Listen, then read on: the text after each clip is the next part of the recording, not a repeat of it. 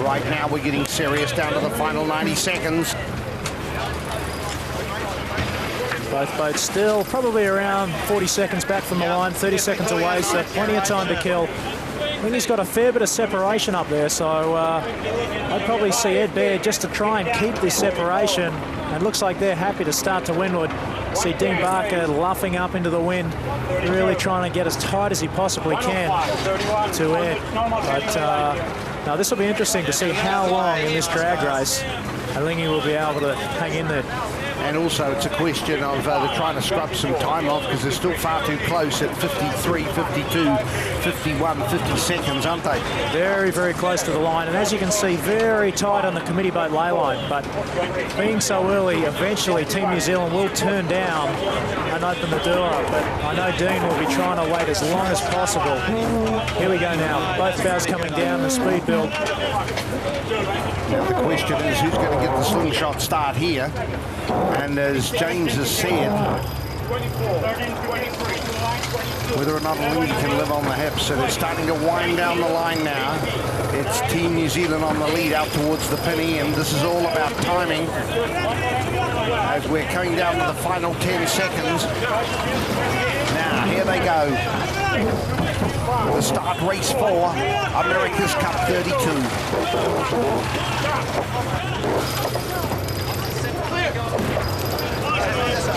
It's clear, Alinghi in the windward position, Team New Zealand in the leeward position. We can see the sea state here is pretty bumpy.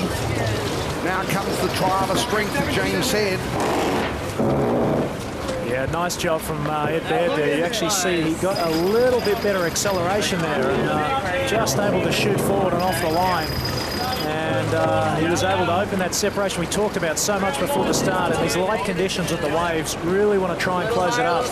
So Alinghi at the moment in a pretty controlling position. Jimmy, I reckon also maybe Alinghi, I don't know whether I'm imagining it from this distance, just looking at the naked eye here without the benefit of one of you, just whether or not Alinghi was just lifting up a bit higher. Almost looked like they may have got a little bit of a right-hand shift, a little puff, and that's what gave them that jump off the line, because I honestly thought that Dean was going to be able to get the better start there to leeward.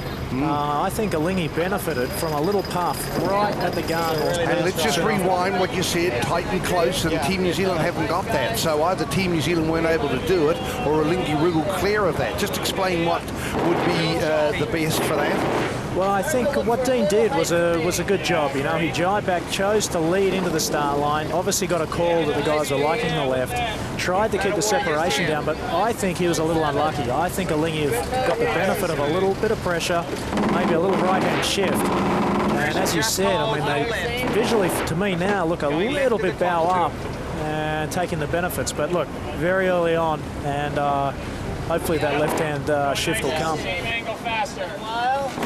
That's okay, we're well forward here. Back to even, higher again now. Higher, same. Right even side. Look, that's neck and neck now, isn't it? Bow to bow. This looks good at the moment, but we've still got... Exactly. You got to remember, Team New Zealand can't do anything here until Alinghi tack. Alinghi are on the starboard tack. They'll be just going until they get to a comfortable lay line, and then they'll tack over, and they will stay hard on the wind, and Team New Zealand are going to have to position themselves so not to get affected by Alinghi, which will be a very, very difficult position to be in. Then, of course, where do they go on the downwind leg? We've seen Team New Zealand read things pretty well in these races. Big build for him. Really soft, Dino. I wonder what Brad Butterworth was considering last night after losing that race. You just wonder, even though these sailors are so experienced, Cameron, they've been around for a long time and won everything going, whether a little dint in confidence can upset exactly that, their confidence. There goes Alinghi now. In any sport, the psychological part, you know, in sailing, it's a lot of it's the top 10% of your head that is the biggest part. So Alinghi have tacked over now. We would have to assume that both boats are on lay line, or what we're saying is that on this tack they'll be able to make it around the top mark. The Team New Zealand have had to go just a little bit further up on their up to windward of Alinghi, and now we'll see Alinghi probably go. They won't be sailing necessarily their normal VMG. They'll try and sail in a pretty high mode, a little bit closer to the wind, and try and work up towards Emirates Team New Zealand here. So we're getting towards the first mark, and Peter, that's been a fairly impressive performance by Alinghi, and what a drag race it's been. Yes, it has been a drag race, and we could be into a super game of maritime chess now, similar to what we saw at the end of leg number 3, the second beat yesterday. Because now, boy, the afterguards have really got to start thinking ahead, not only about what's happening now, but 2 or 3 moves further down the track. Yeah, I mean, what a long boat speed drag we just saw. And I think what we saw was the benefit of how patchy the wind's been. Saw Alinghi get out to 40, 50 metres at times. Team New Zealand close it up to 5 metres. And the boat's just tacking before ley line, but looking at those weather buoys, look like there's a little bit more left pressure to come, which will put them very, very close to ley line. But, geez, this is going to be a very, very tight run. And according to the information we've got, James, they actually tack below the ley line. Tack below, but if they get any more, this could put them closer. And look, Team New Zealand looking pretty comfortable there. They've got just enough breathing space to hang in there. And very, very close. It's all going to come down to whether Alinghi can lay to that top mark. If they can't, then we're going to see some action. Getting ready for the hoist. This is where you can win and lose a yacht race. Curtis Blue at mid-bow, Francesca Rapetti at the mast for Alinghi. You can see the bump in the sea there. That's a very good demonstration. Mark 1, race 4. And the clock is ticking against Team New Zealand. Nice hoist from Alinghi. As Team New Zealand goes round, and it stops at 22.0 seconds. So the advantage after the first leg, 20 seconds to Alinghi. Yeah, great set from Alinghi there. Textbook stuff. I'd expect to see the same thing from Team New Zealand. No, here we go, different move. Team New Zealand doing what we call early jibe set, and we had a code word of Sandakan and Luna Rossa, but what they're trying to do is straight away get straight onto that left-hand side that they saw on the upwind. See Alinghi match the jibe as well, so jibe set from Team New Zealand, and a pretty tidy one too. All right, so give us the options here. So The red Jenica, what are they got to do to erode the advantage that Alinghi have got? So Team New Zealand opted for the early jibe there. Alinghi, just the normal bear-away set.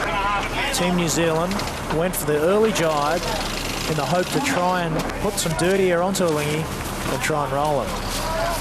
Difficult to tell from this shot, but I think Alinghi have just got enough wind clear just in front of them. But either way, Terry Hutchinson maybe spoke with Adam Beachell, saw a little bit of pressure on the left-hand side of the course, and they opted for that early jibe. So let's see if that pays off. Meanwhile, for Alinghi to defend the advantage, apart from staying away from getting the airflow coming down on them, the other key thing is they've got to be thinking ahead in terms of their when they change direction, when they jibe.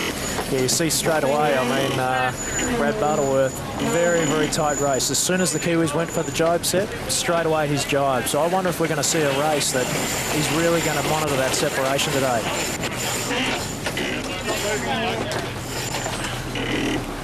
Well, my men in the field tell me that Brad knew that he opened the door for Team New Zealand on that last leg by not jibing with them, at least to get bow out.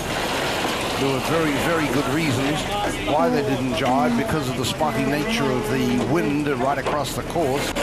And we heard Russell Coots explain that yesterday. But even so, that didn't help Brad Butterworth. They lost. Yeah, it's a real tough balance in these sort of conditions as how much you can cover and how much you really need to balance it out and sail your own race.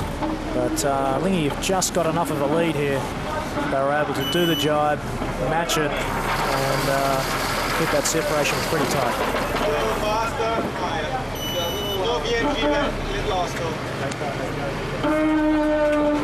Well, leg number 2 at the first market was 20 seconds in favour of Alinghi, and what we saw was really just a drag race. Now let's have a look at the statistics from leg 1, Ben.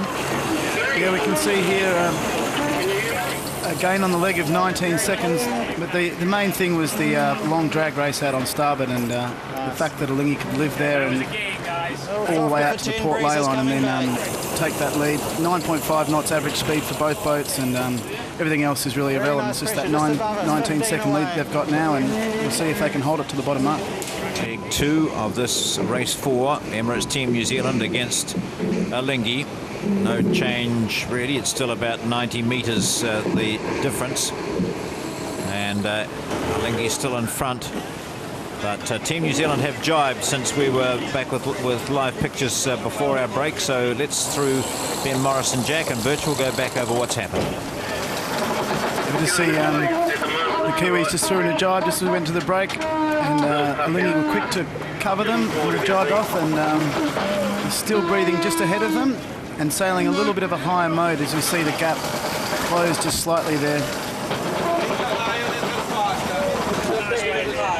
Yeah, it's quite common in that situation for Alinghi that they need to sail a little higher, faster mode just to protect their clear air. We see Team New Zealand jibing again now. We'll see whether Alinghi match them jibe for jibe. No, we hear that was a bad jibe here on Team New Zealand. Really bad. They've got it twisted around the head stay a little. Oh, this could be. Let's hope we don't see the spinnaker tearing here. It's probably caught up on the jumpers up where Adam Bishall is at the top of the rig. Just coming out clear now. And it looks okay. No tears in the spinnaker, but that's certainly going to cost them a couple of boat lengths there at least. And we heard Brad Butterworth say, let's go straight.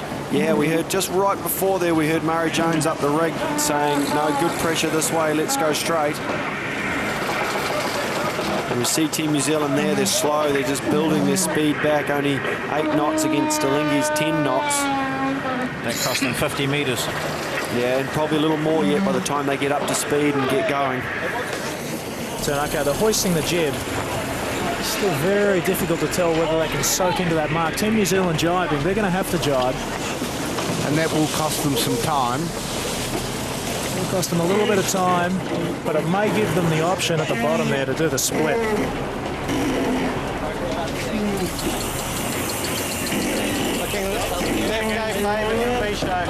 you getting me down right? Yeah. Go ahead. Left, go paper. Right, so we're coming down now to mark number 2. Now the pendulum has marginally gone back to Alinghi.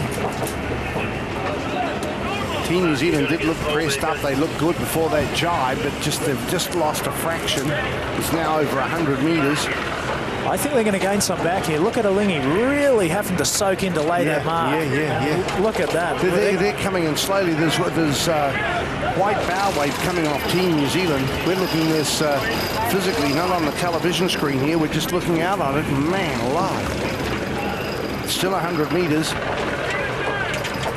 Alinghi very, very slow there. Had to really soak down. Word on ley line. The Kiwis, on the other hand, fully pressed up coming into this mark. So Mark 2, remember, Alinghi led by 20 seconds at the top mark. This is halfway through the race. Kiwis going to the other mark, BJ. Going to get a split. So down come they spike the chute. Drags in the water. 25, it is a gain to Alinghi after all that.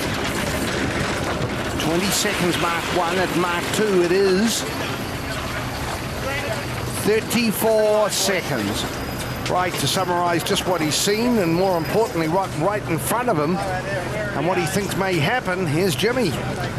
Yeah, interesting there, wasn't it? Real back and forth, and very, very tight game by Brad Butterworth, I thought. Not much separation, really, until the last third of the run. But I think Team New Zealand came in with better speed, but may have lost a little bit due to the favouring of the gate and how that was set up with the wind direction. I think Alinghi's gate was a little bit further to windward. Team New Zealand may have had to sail a little bit further, but we've got the separation. Split tack. Team New Zealand did like the left before the start, and that's the direction they're going now. So this is going to be interesting to see who will tack first. Yeah, exactly. A little bit on your own. advantage line has gone right down to 5 or 6 metres. So Team New Zealand and Alinghi, who are separated by quite some distance now. They went out to over 800 metres at one stage. It's around about the same now, 790 metres. As we say, there's going to be a winner and a loser. And at the moment, Cameron, Team New Zealand will be quite happy with where they are. Yeah, and just but there's a lot of racing to do. Man, there's some incredibly difficult conditions out here at the moment. You look at these waves they've got going, and they're only sailing in 9 knots of breeze with this sea state. Is incredibly difficult to keep these boats moving all the time. You know, the trimmers, the bucket traveller guy, the helmsman are just going to be working so hard through here. And Team New Zealand have made a really nice game. As we saw on the first upwind leg, it's going to come and go. You've just got to manage to pick your time to use the gain. And Terry Hutchinson and the afterguard on Emirates Team New Zealand will be just waiting for a little bit of a left shift and a little bit of pressure so they can tack back and close the game back up to Alinghi. Well, 30 metres. There's tension there.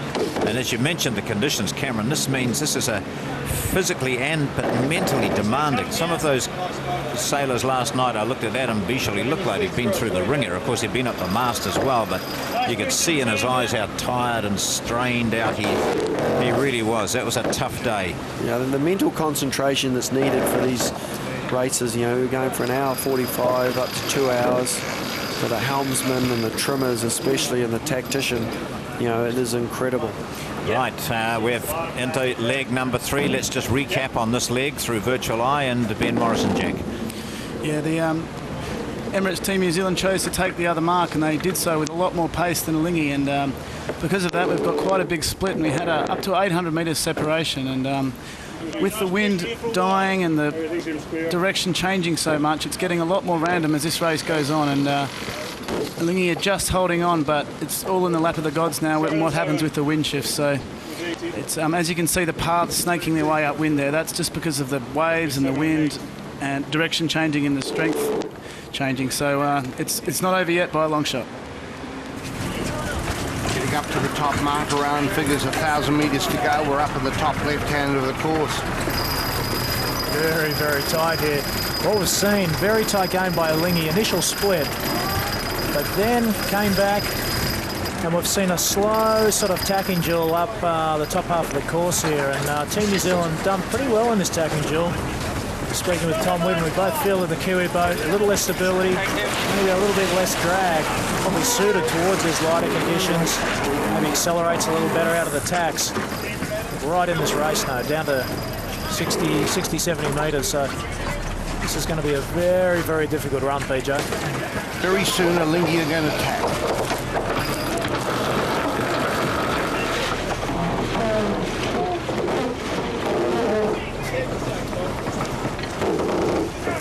This is coming to mark number 3. Last time they went round this mark, it was 20 seconds. Mark 2, it was 34. Alinghi near the mark, the defender, the challenger Team New Zealand in the wake. The Louis Vuitton clock is ticking against Team New Zealand at mark 3. PJ, let's watch for the jibe set here on Team New Zealand again. This will be interesting here. Indian, isn't it? Yeah, Indian. I got a date.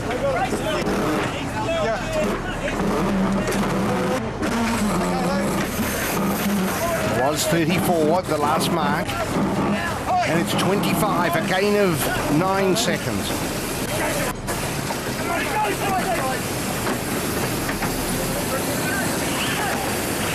Yep, jibe set, PJ. Same as before. Kiwis going straight into the jibe. See the mainsail coming across, jib coming down, spinnaker floating around to the other side. And the interesting thing here for me is will Alinghi jibe straight away like last time and keep that separation down.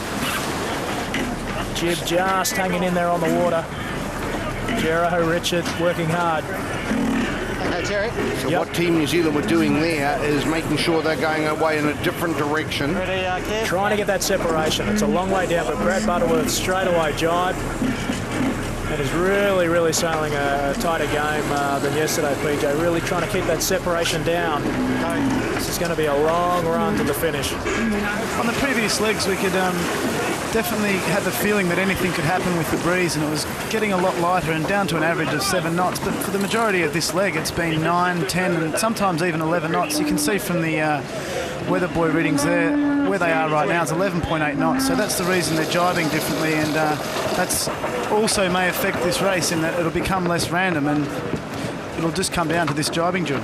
Okay, so half a dozen jibes so far in this third and fourth and final leg. Switzerland, that's SUI 100, leading by still over 100 metres. So the options now, Cameron, are...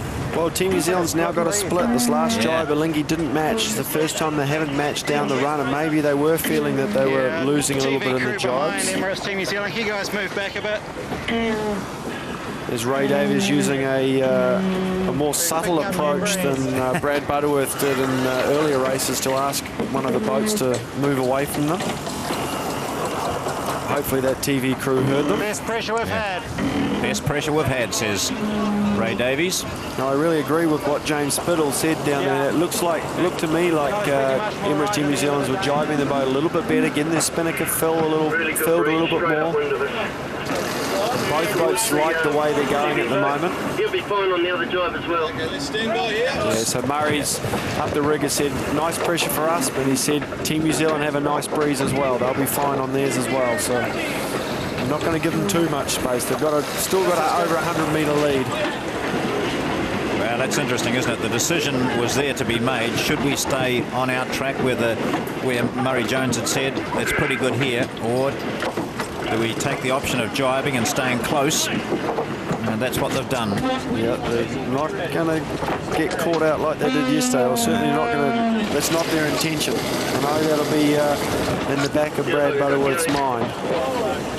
You can definitely sense an air of tension on the Alinghi boat today. I've been really impressed listening to the comments coming off Emirates Team New Zealand today. The guys seem really positive, really motivated. All the whole tone off the boat and the comments coming from that we can only hear a few of them, but we hear Ray Davies and Adam Bieshel, a little bit of Terry Hutchinson on when you pick them up on another mic, and the guys are really positive. They're into it. Hearing some of the comments off Alinghi, there just seems to be a little bit more of an edge, a little bit more tension on board. Like they're feeling it, and they know that this is a crucial race for them. A couple of boat lengths in it now, 16 to 5, 70 metres. Yeah, big gain from Team New Zealand. Another nice jibe on them. Ray Davies said that's as good as we've had. Really nice shift there. Oh, it's a really nice wave coming. Which pretty much means make the most of it, Dean. Yes, exactly. And into the trimmers. Ray Davies certainly acts as the motivator of the team and really keeps the spirits up. He's done a fantastic job today with some nice, well-timed comments along the way. It's still cloudy and overcast and quite gloomy here in Valencia. Helicopters clattering above, but looks a bit like a dragonfly's tea party above us. It's winding down now. Opportunities starting to run out for Team New Zealand here. Probably about 2 minutes on each jibe. Visually, the wind is actually coming a little bit more. I wonder if this cloud cover, every time it comes out onto the course, it's actually helped the wind here today. The one time it did die off was when it really cleared up, but now just sort of holding in there, and the boats look a little bit more powered up today.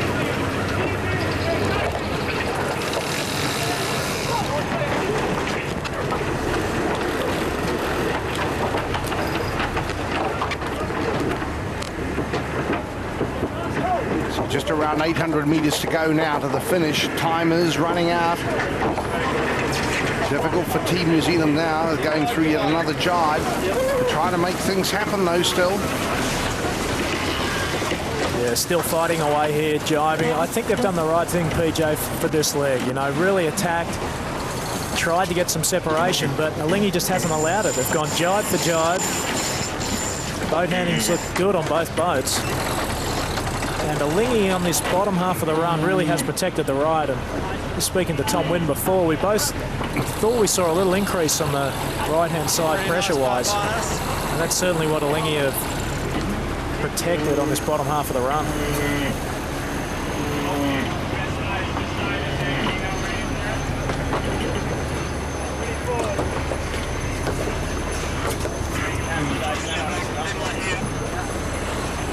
Got a real series in our hands now, PJ. Absolutely. Well, we started a 9-race series. Effectively, this is going to make it a 5-race series. Starts again, best of 5. It does. Have a break tomorrow. Think about it, boys. And best of 5, first to 3. That's what it's looking like.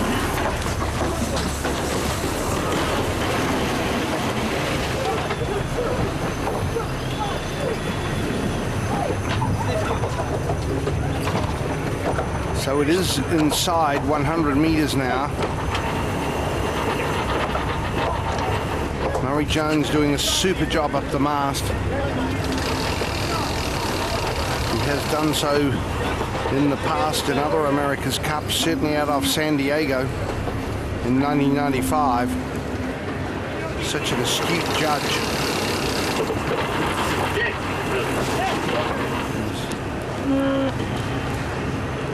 Has an opinion on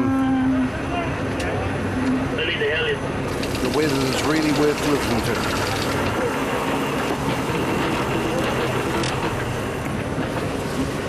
So getting very close to the finish now.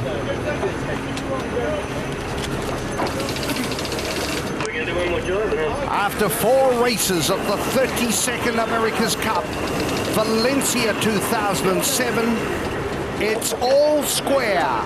It's 2-all. Alinghi, the America's Cup defender, skippered by Brad Butterworth, wins race 4 in a tight contest after sailing a very good race on another day in tough, taxing conditions of 7 to 9 knots and a difficult sea wave.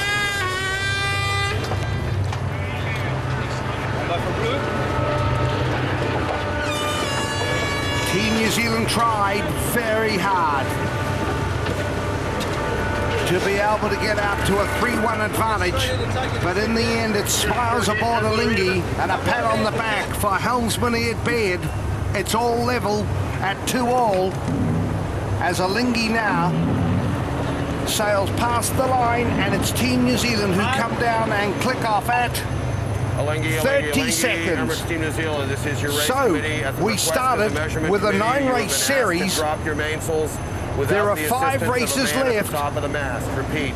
And Please we drop your effectively mainsails now at the request of the measurement have a committee 5-race without the series assistance with a of man break at the top tomorrow. of the mast. Race committee standing by 08. Meanwhile, business carries on as Peter Reggio is giving instructions to both boats. Thank you, gentlemen. Sounds like a measurement check, PJ. It looks like it. Yes, we should explain what happens with the measurement check. The end of each race, obviously Ken McAlpine, chief measurer of the Louis Vuitton Cup and America's Cup, and he will do these spot checks. He'll come on straight after the race, and what he's looking at is he's looking to see if you're carrying the right number of sails. You have a limit to how many you can take. He'll check the crew list and check the crew weights. And the one other thing you must be able to do is pull that mainsail down without anyone up the mast. So I think what will happen is we'll see Murray Jones, Adam Bishop come down. Both boats will have to show that they can perform, that they can drop that main by tripping it off that halyard lock at the top without anyone up the mast. But look, nothing to be too concerned about. Happens a lot through the racing, and Ken McAlpine obviously just doing his job.